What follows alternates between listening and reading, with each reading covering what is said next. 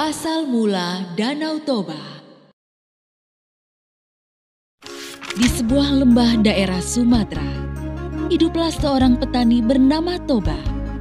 Dia seorang petani yang sangat rajin. Namun sayang, hasil kebunnya tidak berhasil dan dia kelaparan. Karena lapar, maka Toba pergi memancing di sungai. Lama sekali dia menunggu hingga dia putus asa.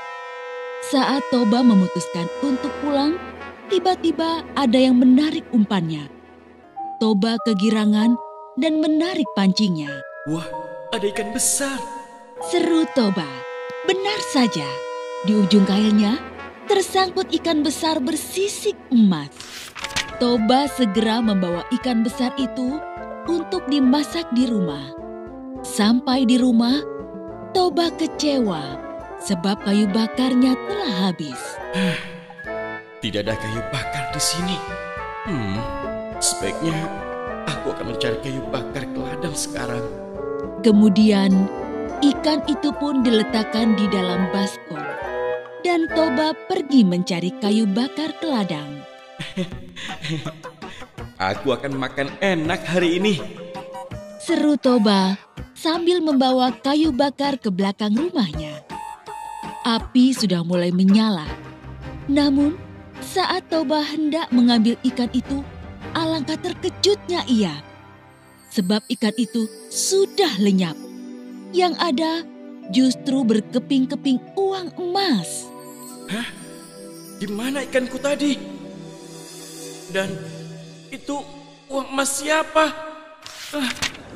Namun, saat Toba membuka pintu kamar, alangkah terkejutnya dia. Seorang perempuan tinggi semampai dengan rambut panjang sedang menyisir rambutnya di depan cermin. Wah, alangkah cantiknya perempuan ini. Hei, siapakah engkau ini? Tanya Toba. Perempuan itu membalikan badan dan Toba semakin terpesona. Belum pernah dia melihat perempuan secantik dia.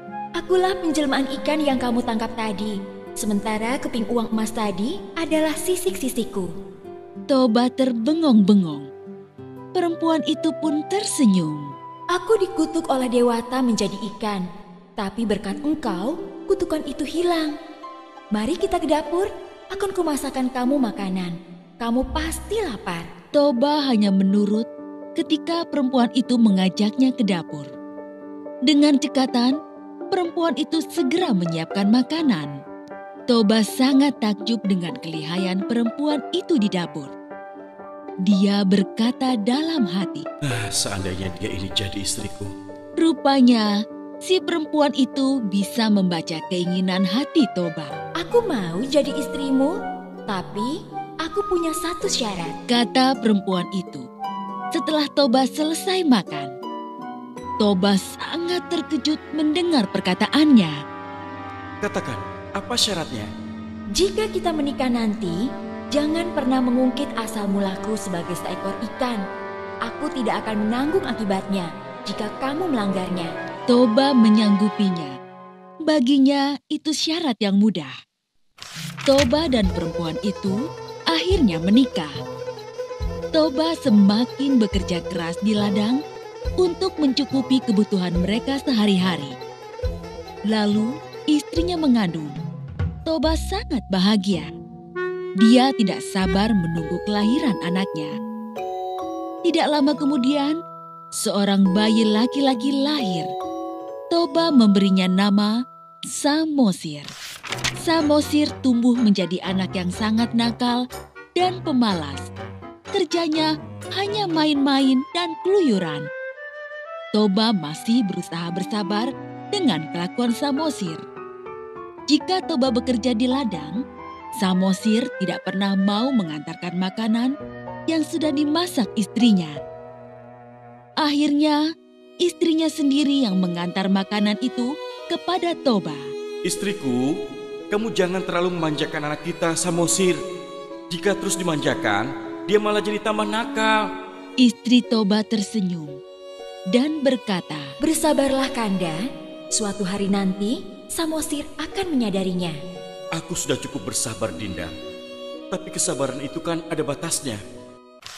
Suatu hari, istri Toba membujuk Samosir untuk mau mengantar makanan ke ladang untuk Toba. Semula Samosir tidak mau, namun ibunya terus membujuknya.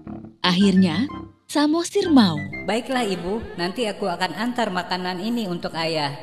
Namun di tengah jalan, Samosir malah bermain bersama teman-temannya. Selesai bermain, Samosir merasa lapar. Aduh, lapar sekali aku. Aku makan saja makanan ini. Dia pun memakan makanan yang seharusnya untuk ayahnya. Samosir hanya menyisakan sedikit makanan. Di ladang, Toba tidak sabar menunggu makanan yang tidak kunjung datang. Dia sudah sangat lapar. Apalagi pagi tadi tidak sempat sarapan karena banyak sekali pekerjaan yang dilakukannya hari ini. Di kejauhan, Samosir datang dengan berlari-lari. Kemana saja kamu, Samosir? Ayah sudah menunggumu lama sekali. Samosir tidak menjawab dan langsung memberikan rantang berisi makanan. Betapa terkejutnya Toba, sebab hanya menemukan sisa makanan yang sedikit sekali. Samosir, kamu sudah memakan makanan ayah ya? Kelakuanmu ini sudah di luar batas.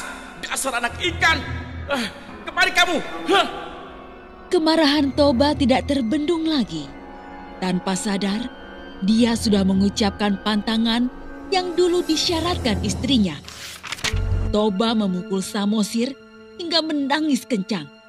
Samosir pun berlari menuju rumah. Ibu.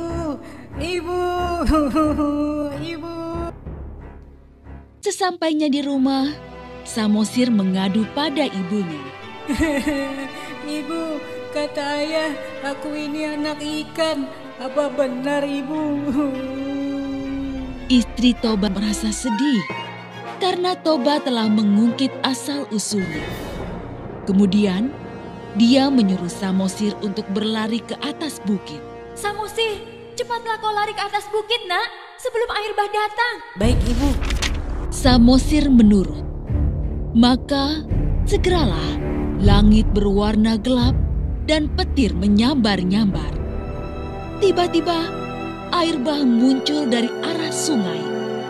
Istri Toba tiba-tiba meloncat ke dalam air bah dan seketika menjadi ikan kembali. Toba yang bekerja di ladang terkejut karena tiba-tiba air bah datang. Air apa itu? Ada apa ini? Dia tidak sempat melarikan diri. Toba hanyut dan tenggelam dalam air bah. Segera saja, air bah menggenangi seluruh lembah dan hanya menyisakan pucuk bukit di tengahnya. Di bukit itu, Samosir sembunyi. Namun saat air bah menjadi danau, Samosir pun menjadi pulau. Itulah sebabnya danau itu dinamai Danau Toba dan pulau di tengahnya disebut Samosir.